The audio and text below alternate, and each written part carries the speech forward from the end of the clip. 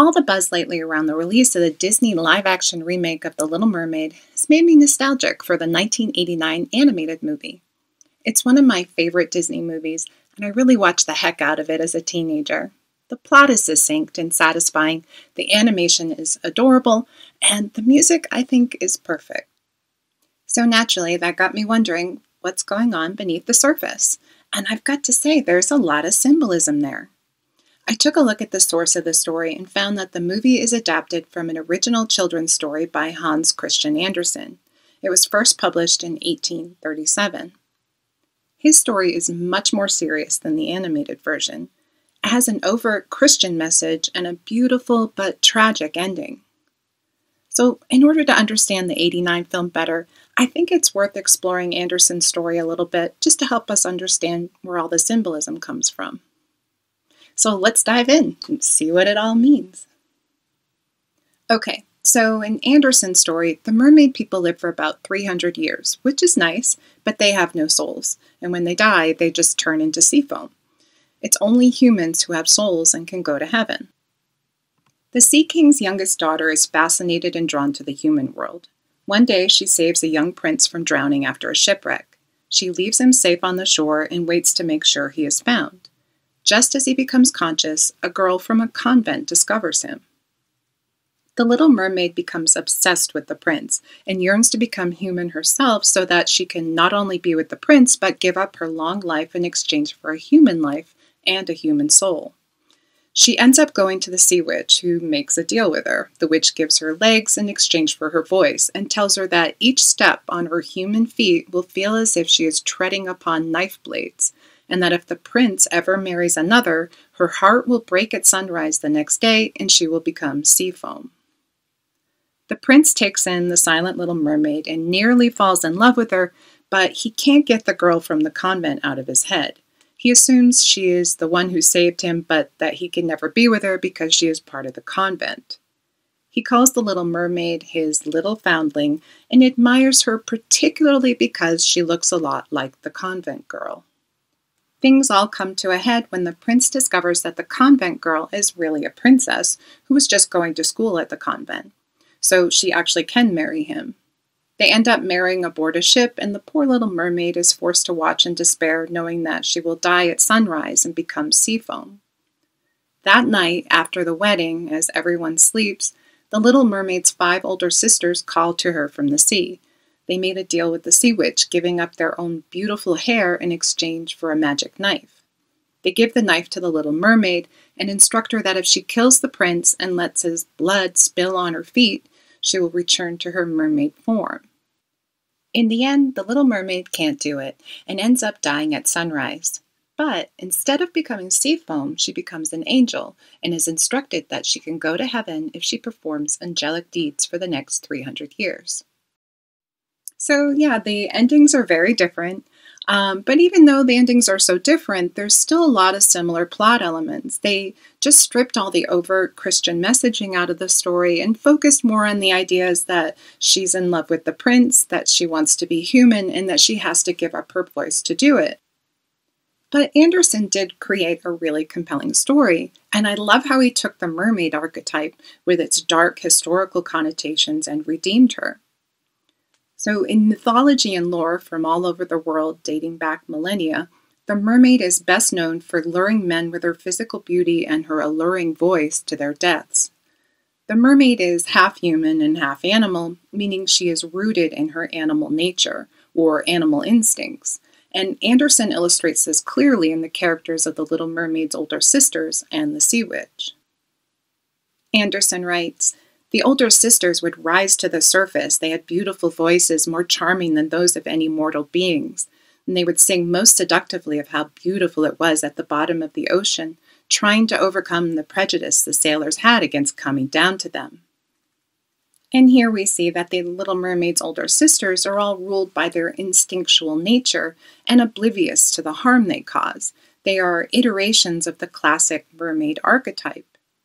Their attitude is similar to the way a cat plays with its prey. They're not malicious, they're just following their nature.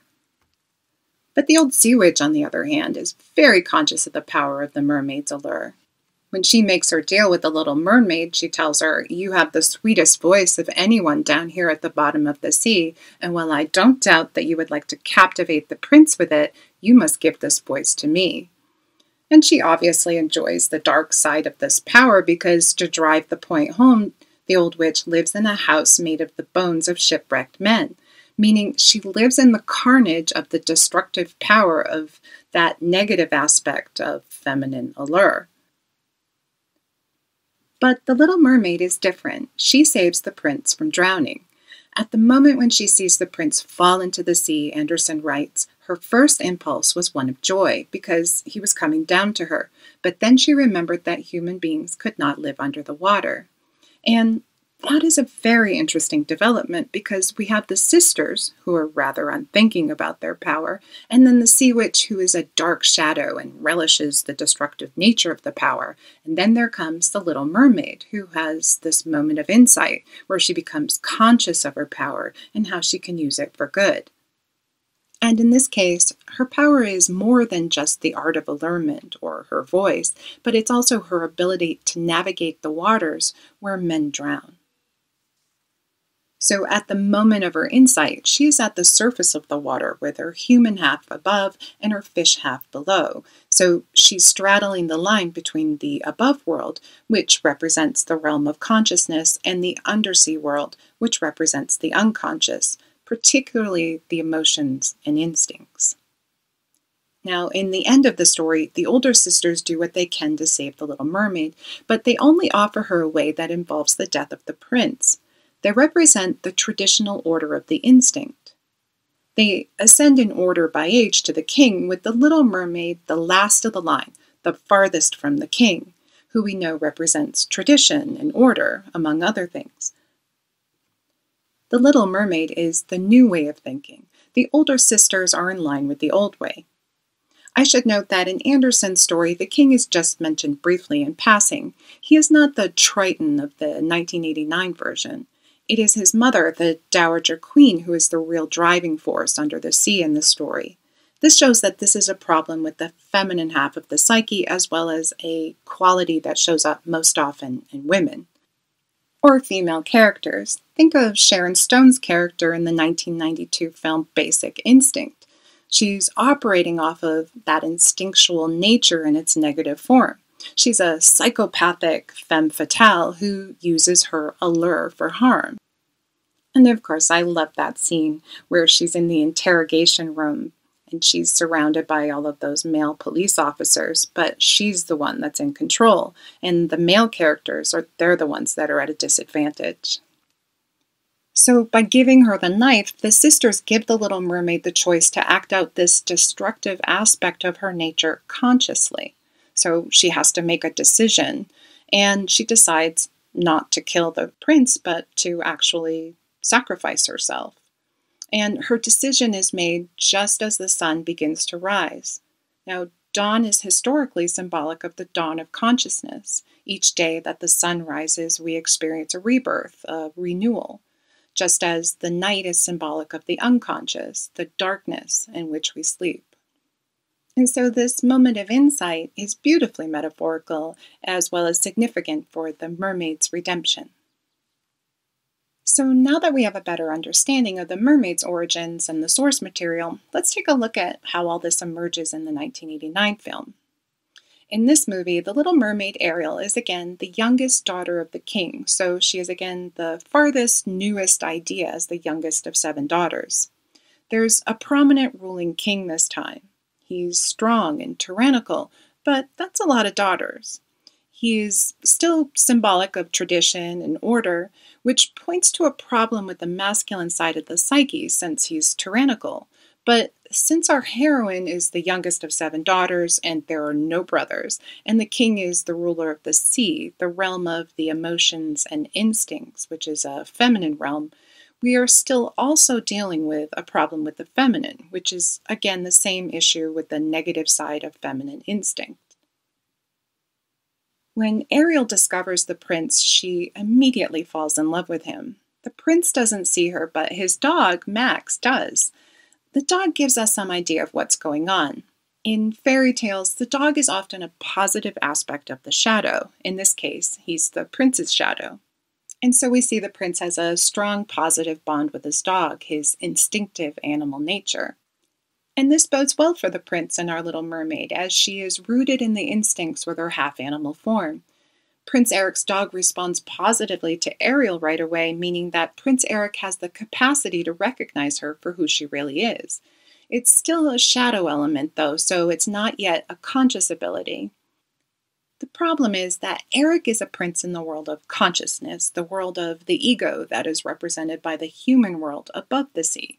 And Ariel is a princess in the instinctual world, or the id, the realm of unconsciousness represented here by the sea.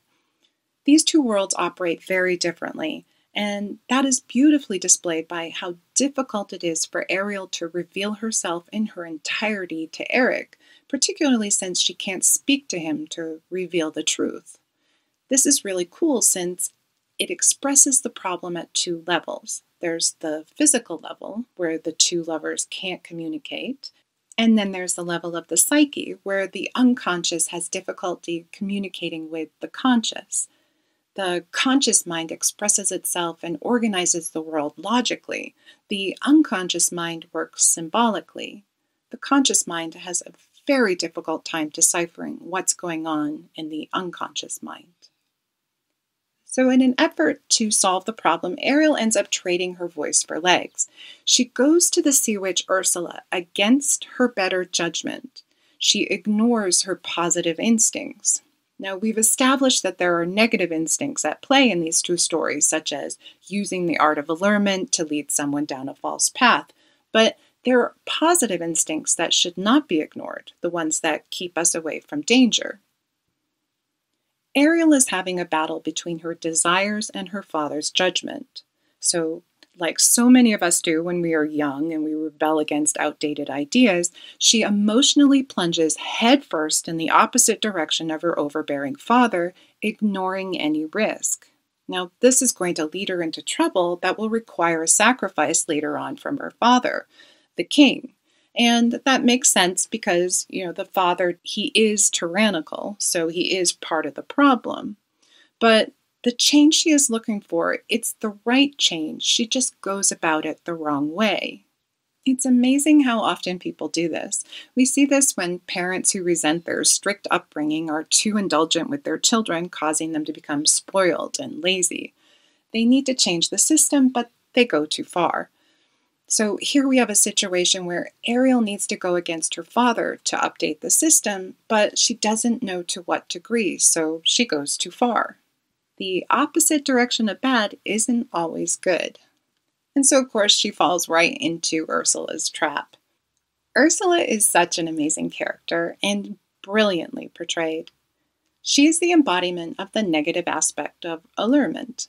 She's surrounded by her eels, a type of sea snake, which are a carryover from Andersen's story, where they represent the deception of the snake in the Garden of Eden, where the snake convinces Eve to go against her better judgment, against the word of God. The eels silence Ariel's friends, Flounder and Sebastian, and these are her instinctive shadow elements who know better. And so there's Ursula sitting at her vanity and putting on lipstick and flaunting her giant curvy body. She's ridiculous, but that doesn't matter because she is a master saleswoman. She uses that deceptive aspect of the voice to trick an innocent and naive young girl into going against her better judgment. I love how the animators really captured the combination of disgust and desire in Ariel's posture. And Ursula does it all with great relish. She's an old witch, so she knows how to trick this young mermaid. She just dangles the fantasy, and the Little Mermaid is putty in her hands. Now, Ariel doesn't have to go through the level of torment that Andersen's Little Mermaid endured, but she does have to give up the one thing that will make everything clear between her and her prince, and that's her ability to communicate the truth. And this, in and of itself, is torment enough, as it means she can't reveal the truth that is essential for her survival. And for me, that's the heart of the story.